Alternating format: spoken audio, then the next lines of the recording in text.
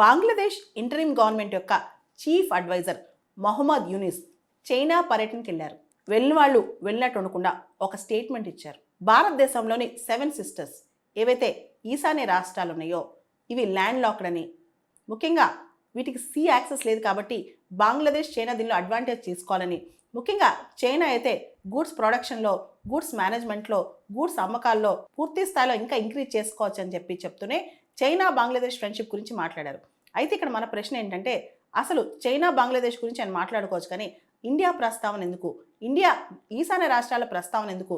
దీని మీద చాలామంది అస్సాం సీఎం హేమంత బిశ్వ శర్మ, అదేవిధంగా సంజీవ్ సన్యాల్ ఎవరైతే ప్రైమ్ మినిస్టర్ అడ్వైజర్ ఉన్నారో ఆయన, వీళ్ళందరూ కూడా ఆయనకి ఏం సంబంధం, ఎందుకు మన 7 సిస్టర్స్ గురించి ప్రస్తావించారు, అవి ల్యాండ్ లాక్డ్ అని చెప్పి ఆయన చైనాలో ఎందుకు ప్రస్తావించారని చెప్పి ఇప్పుడు పెద్ద చర్చ జరుగుతుంది భారతదేశంలో.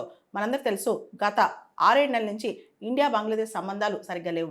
ముఖ్యంగా షేక్ హసీనా భారతదేశానికి వచ్చిన దగ్గర నుంచి, అక్కడ అల్లర్లు మొదలైన దగ్గర నుంచి, అదేవిధంగా షేక్ హసీనాని ఎక్స్ట్రాడిట్ చేయమని బంగ్లాదేశ్ ప్రభుత్వం రెగ్యులర్గా భారతదేశానికి లెటర్స్ రాస్తూనే ఉందన్నమాట.